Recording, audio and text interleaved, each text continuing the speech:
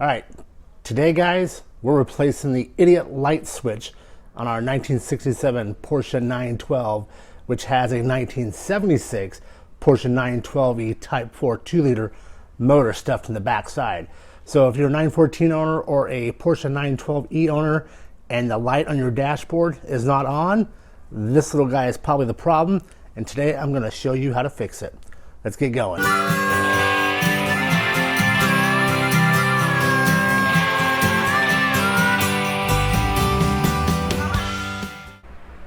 If this ever happens to you, you jump in your Porsche, you go to turn it on, always check your lights. And so you should have two lights. Your green light for your oil and your red light for your charging. No light. If you either one's out or they're both out, do not drive your car. Figure out why that's happening. So when it comes to your green light or your oil light, first thing you always want to check is the sensor in the motor in the back to make sure it's not fried. It's a cheap $10 part.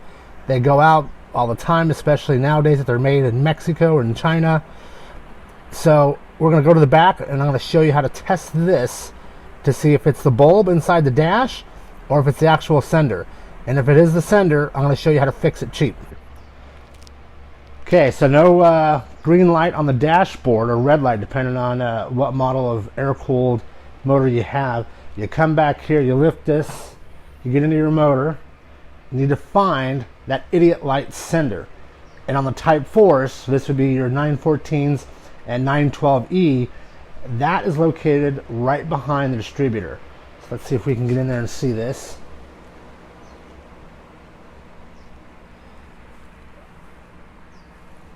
And right back in here. Now this wire happens to be it. So we'll see if we can't get in there to see. Down in there. So right behind the distributor is where it lies. Kind of right down in there in that hole. Okay, so all you're going to do is you're going to reach in, you're going to grab that wire and you're going to pull it off the terminal. So now it's off. Now, if you ground it to the case, that green light should come off and on as you touch it. Off on, off on, off on. So have a friend or a loved one or whatever go to the front and verify that that light's going on and off. If that is the case, then that sender is bad and you need a new one. But if the light doesn't go on and off, then I think you have a bad bulb up front. So let's go test that. Yeah, one side. Okay. On? No. Yes. It's blinking. That's what I want.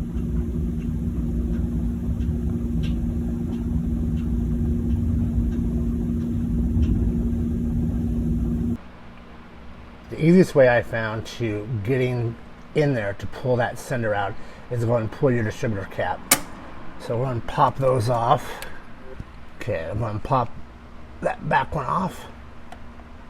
There we go. And then we can just lift this up and out of the way so we can get back in there with that socket and get in there. Alright, next I want to take our 24 and drop her in there and let's pull that sucker out. That's what that little sucker looks like. There's just that one spade terminal. You just pull that one wire off. That was the wire that we were using to touch the crank case to see if it lights up. That's what actually registers your oil pressure light. So let's get one of these ordered and get it put back in. Okay, so here is that sender, and as you can see, it is just a little tiny thing, and you can actually buy these at any auto parts store just about anywhere, but I recommend you probably buy the one from my link down below. So, and yeah, I might make $1 or $2 off the part, but it is what it is.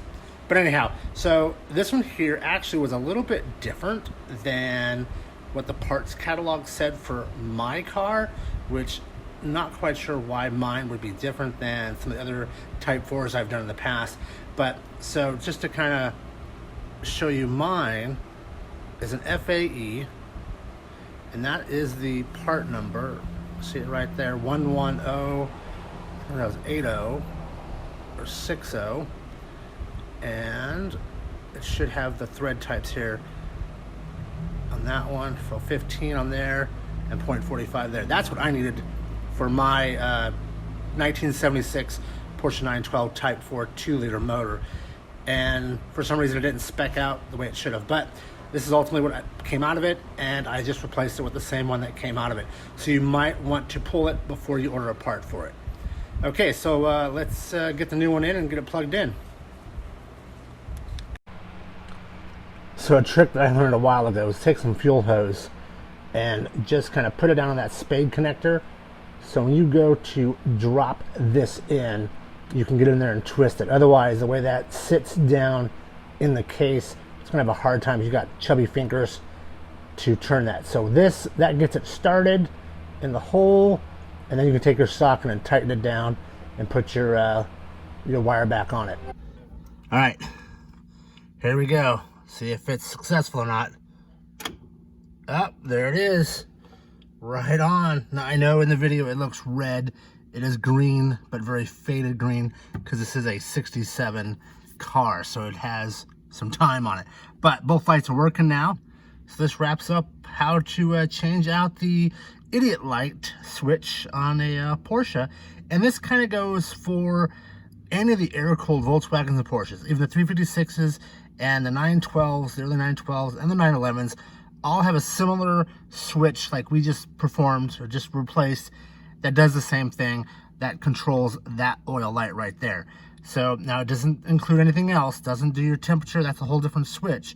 That there is just that one we replace. All right, we're all done, so let's go for a cruise.